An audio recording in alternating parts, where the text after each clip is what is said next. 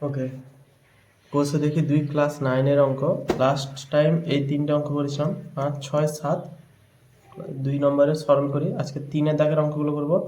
মানের ঊর্ধ্বক্রম অনুসারে সাজাই, মানে ছোট থেকে বড় সাজাতে বলেছে। কোশ্চেনটা দিয়েছে 5 to the power 1/2, 10 to the power 1/4, 6 to the power 1/3।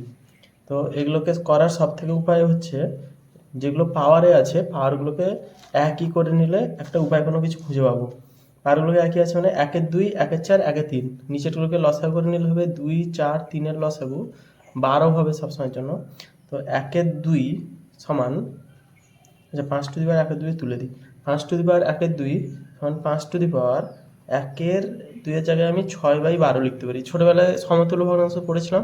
1/2 গুণিতক ওপরে যা গুণ হবে নিচেও তাই গুণ হবে। উপরে যদি 6 গুণ হয় নিচেও 6 গুণ হবে, তাহলে 6/12 হলো। এটা সমান চিহ্ন দিয়ে রাখছি। 10 টু দি পাওয়ার 1/4 সমান 10 টু দি পাওয়ার নিচে তো 12 করতে হবে, যেহেতু লসাগু একই করতে হবে। 4 3 12, তাহলে 3 একে 3। আর একটা আছে 6 টু দি পাওয়ার 1/3 সমান 6 টু দি পাওয়ার 3 4 12 4 সমান। তো এইটাকে কি করতে পারি, 5 to the power 6 into 1/12, 10 to the power 3 into 1/12, 6 to the power 4 into 1/12। এটা বেরিয়েছে আমাদের।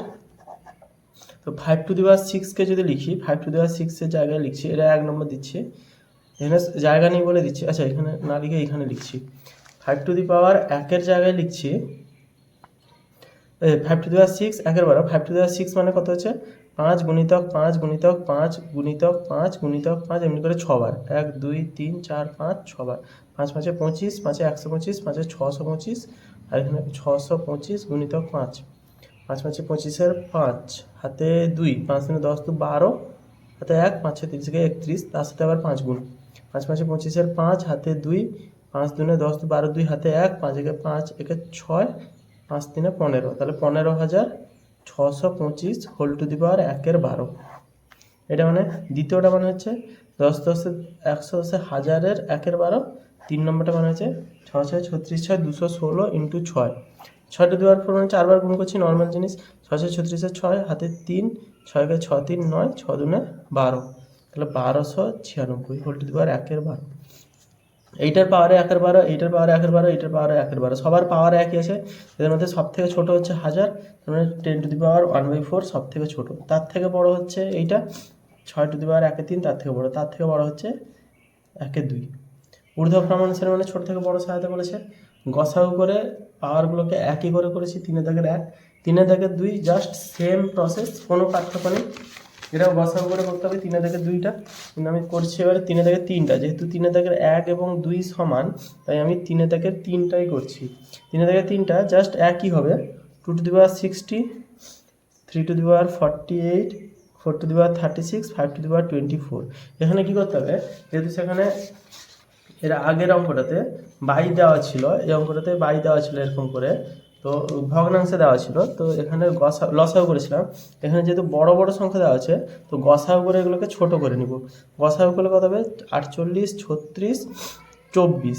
যদি গসাগু করি, 4 দিয়ে নিচ্ছি, 4 দিয়ে দেওয়া যাবে। 15 4 60, 12 4 48, 4 9 36, 4 8 4 6 24, 3 দিয়ে গেলে 3 5 15, 3 4 12, 3 3 9, 3 2 6। গসাগু তো আর হবে না, 4 5 আলাদা আলাদা আছে, তা 12 হচ্ছে গসাগু। 12 হচ্ছে গসাগু, তাহলে 2 টু দি পাওয়ার 60 সমান লিখতে পারি 2 টু দি পাওয়ার 5 পাওয়ারে 12, 12 5 60 হয়ে যাচ্ছে। 3 টু দি পাওয়ার 48 সমান 3 টু দি পাওয়ার 12 4 48, তাহলে 4 12। 4 টু দি পাওয়ার 36 সমান 4 12 3 36, 12 3 36। 5 টু দি পাওয়ার 24 মানে 5 12 2 24। পাওয়ারগুলো সব একই নিয়েছে, আগের বারেও পাওয়ারগুলো সব 1/12 ছিল, এবারে শুধু 12 এসছে। 2 টু দি পাওয়ার 5 মানে 2 4, 2 4, 2 8, 2 16, 2 32, 32 পাওয়ারে 12। 3 টু দি পাওয়ার 4 মানে 3 3 9, 9 3 27, 3 81, 81 পাওয়ারে 12।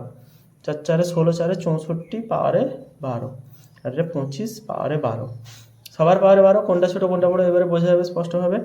সব থেকে ছোটো যদি বলা হয়, এটা 25 ছোটো, তাহলে 5 টু দি পাওয়ার 24, তার থেকে বড় হচ্ছে 32। 2 টু দি পাওয়ার 60, তার থেকে বড় হচ্ছে 4 টু দি পাওয়ার 36, তার থেকে বড় হচ্ছে 3 টু দি পাওয়ার 48। এগুলো বড়, এইটার মানে এইটা, অর্থাৎ এই হিসাবে ঊর্ধ্বক্রমে সাজানো হয়েছে।